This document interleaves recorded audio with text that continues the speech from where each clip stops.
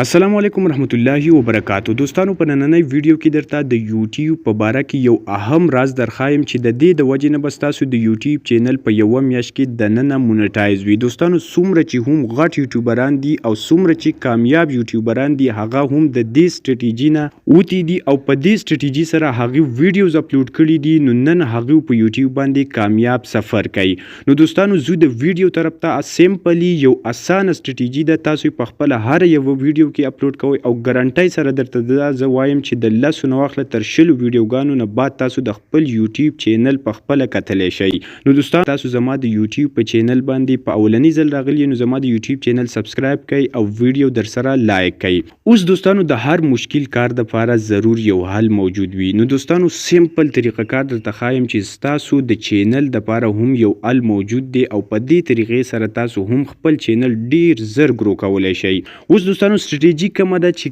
کوم زمونږه ریلیټډ څومره هم کنټینټ کریټر دي، لکه زه چې په کوم ټاپک باندې ویډیو جوړوم یا ته په کوم کنټینټ باندې ویډیو جوړې، نو د ټولو نه مخکې به زه لاړ شم او هغه یوټیوبران به وګورم، د هغې هر یوه ویډیو به وګورم. اوس دوستانو د یو ویډیو دپاره به زه یو پلین جوړ کړم چې زه دا قسمه ویډیو جوړوم، نو د هغې دپاره به سیمپلی زه یوټیوب ته لاړ شم او په یوټیوب کې به هغه ټاپک سرچ کړم او چې کومه ویډیو باندې زیات ویوز راغلي، کوم یو چینل چې غټ چینل دی د هغه ویډیو به زه وګورم، هغه به زه کلیک کم او د ټولو نه اولنۍ خبره دا ده چې د هغه د تمنیل نه به زه آیډیا واخلم. دویم نمبر خبره دا ده چې د هغه ویډیو به زه پوره وګورم او د هغه چې کم سکریپټ دی هغه به ټول سټډي کم او د هغه د سکریپټ نه به اهم چې کم معلومات دي هغه به ترې هم واخلم. دې سره سره به د دې پوره چې کم ډسکرپشن دی دا به هم وګورم او ورسره د دې ټایټل به هم وګورم. د دې نه بعد به زه لاړ شم او په هغې ټاپک باندې به سیم ویډیو جوړه کړم، خو په ویډیو کې به مونږ لږ ډیر چینجز کوو، زموږ څه چې کم خپل انفارمیشن را سره دی هغه به پکې ایډ کوو. اوس دې سره دویم نمبر سیز چې دی هغه دی د هغه تمنیل، د هغه د تمنیل نه به آیډیا واخلو او سیم هغسې تمنیل به مونږ جوړ کړو او ورسره چې کوم هغه ډسکرپشن لیکلی دی، کومه ویډیو یې ډسکرایب کړی دی، سیم په هغه طریقې سره به مونږ هغه هم ډسکرایب کړو. د دې نه بعد هغه ټایټل به هم مونږ په ویډیو کې ولګو او دا ویډیو به اپلوډ کړو. او که چېرې تاسو 10 یا 15 ویډیو په دې طریقې سره اپلوډ کړئ، نو یقینا چې تاسو بیا د خپل یوټیوب چینل په خپله کتلی شئ. اوس دوستانو چې څومره غټ یوټیوبران دي او څومره په یوټیوب باندې کار کوونکي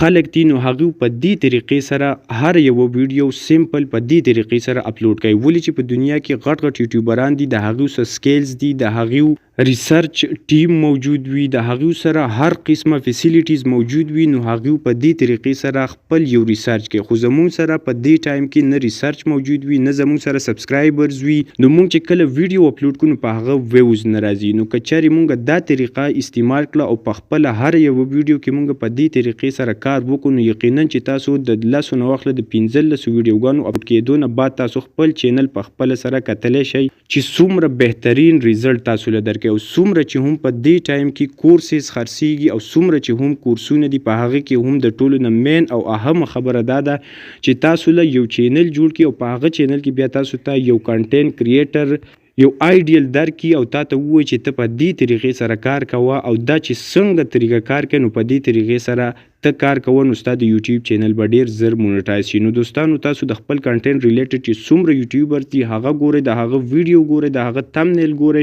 او سیم په هغه طریقې سره تاسو ویډیوز اپلوډ کوئ. خو په ویډیو ټایټل تمنیل په دې کې به تاسو لږ ډیر چینجز ضرور کوئ. نو دوستانو دا و د نننۍ ورځې ویډیو. که ویډیو د باندې خلک لیدلی وي، ویډیو لایک کړئ، د خپلو دوستانو سره شیر کړئ. د بلې ویډیو دپاره د الله په امان.